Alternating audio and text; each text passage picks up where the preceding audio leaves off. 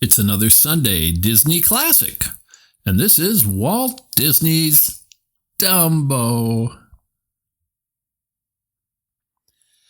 Dumbo, Mrs. Jumbo's baby boy, was the littlest elephant in the whole circus.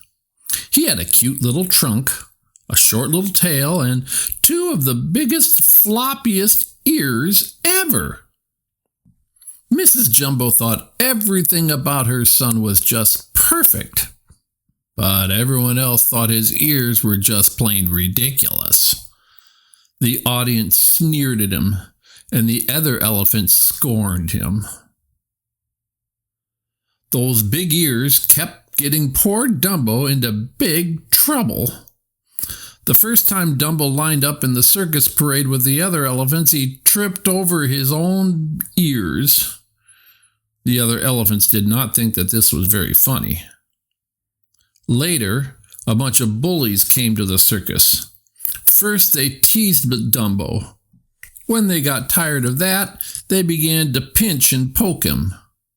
When one of the boys pulled his tail hard, Dumbo couldn't help but yell.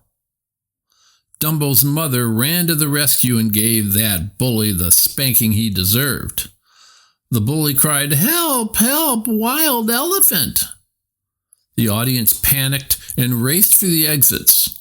Circus guards surrounded Mrs. Jumbo and tied her up. "Put that beast in the prison car before she tramples all our customers," the ringmaster ordered. So the guards threw poor Mrs. Jumbo into a locked cage. Without his mother to protect him, Dumbo's life was harder than ever. The other elephants blamed Dumbo's big ears for giving them and Mrs. Jumbo a bad name. Luckily, Timothy Q. Mouse believed that the other elephants were wrong about Dumbo. Timothy decided to be Dumbo's friend. He would try to help Dumbo prove he was a good elephant. One day, the ringmaster decided to put Dumbo in a brand new act, the Great Pyramid. After the other elephants had performed a big pyramid, Dumbo would leap off a springboard and land on its very top. Dumbo practiced long and hard, but no matter what he did, his floppy ears kept falling over his eyes. Timothy took care of that. "We'll just tie your ears in a knot," he said. "That should keep them out of your way." All went well until the first show. Dumbo's heart was pounding as he ran into the center ring. Suddenly, Dumbo's ears came undone, and he tripped over them, flying right into the teetering pyramid of elephants. Crash! Smash! Oh, all the elephants came tumbling down. The ringmaster was so angry that he threatened to send Dumbo to a zoo. But when he calmed down a bit, he decided instead to make Dumbo a clown. After all, the ringmaster thought, the funny-looking elephant would surely be able to make people laugh. The clowns made Dumbo the butt of all their jokes. They set off firecrackers under his feet and threw pies in his face. They tripped him and teased him. To top it off, they decided to dress Dumbo like a baby and make him jump out of a fake burning building. Dumbo soon found himself trembling on top of the fake building, while the fake firefighters clowned below. Too scared to jump, Dumbo felt the hot flames at his feet. Then he felt a shove from behind as one of the clowns pushed him out the open window.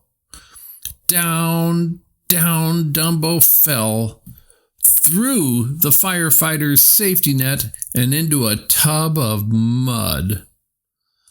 The audience laughed and laughed, but Dumbo felt like crying.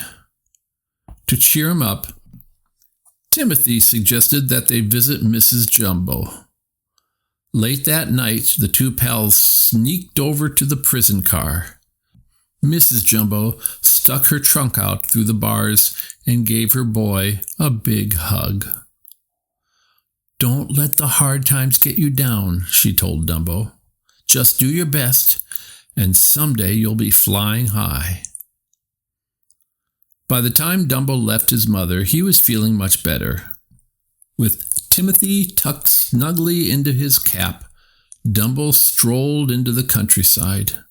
Far into the night, Dumbo frolicked in the moonlight. The next thing Timothy knew, it was morning.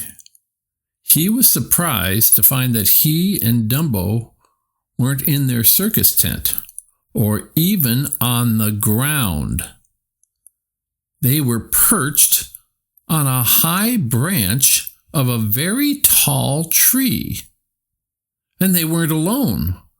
On a nearby branch sat a whole flock of crows. When Dumbo woke up, he was surprised too. He fell right out of the tree and into a shallow pond. "I wonder how we ever got up there," Timothy said.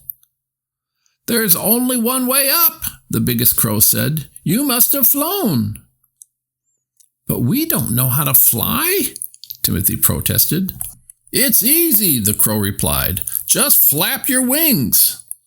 The bird pointed to Dumbo's big ears. Timothy thought flying could be Dumbo's chance to prove he was a star elephant. But Dumbo didn't remember flying, and he didn't think he could do it again. "If you need a little help," a crow said, "take this." He handed Dumbo a shiny black feather. "It's magic," the crow explained. "Hold on to this, and you can't help but fly." Dumbo took the magic feather in his trunk and began to flap his ears while the whole crew of crows circled around him, offering advice. Faster and faster Dumbo flapped, but his feet remained planted firmly on the ground. "Come on, Dumbo," Timothy urged. You just need to get a good start." Timothy and the crows led Dumbo up to a high ledge. The little elephant again began flapping his ears, and the crows gave him a gentle push. Suddenly, Dumbo was in the air. At first he was scared, and he almost crashed. But then he remembered his magic feather. He spread his big ears, and suddenly he was flying like a bird. He swooped and he soared. What fun it was to fly! After thanking the crows, Dumbo and Timothy headed back to the circus. They got there just as Dumbo's act was about to begin. Once more, Dumbo found himself atop a burning building. Once more, he was pushed through the window. But this time, it was Dumbo who had the last laugh, for instead of dropping like a stone into the net, he glided gracefully up into the air. As the crowd gasped in amazement, Dumbo flew higher and higher. Upside down, right side up, the happy little elephant flew every which way. Dumbo was having a lot of fun, but suddenly the magic feather slipped from his trunk and fluttered to the ground. Dumbo panicked and began to plummet after it. Dumbo would have crashed if he hadn't heard Timothy cry, "Come on, Dumbo! You don't need that feather to fly. All you need is your own 2 ears." Dumbo knew his friend was right. Spreading his big ears, he hovered just inches from the ground. Then he gave a mighty flap, and soon he was flying higher than ever. From that day on, Dumbo was a star. The ringmaster changed the name of the show to Dumbo's Flying Circus. Dumbo got all the peanuts he could eat, plus a private car on the circus train where he could be with his mother. Now all the other elephants tried to stretch their ears so they could be just like Dumbo. It was no use, for there never was and never would be but one flying elephant. Dumbo.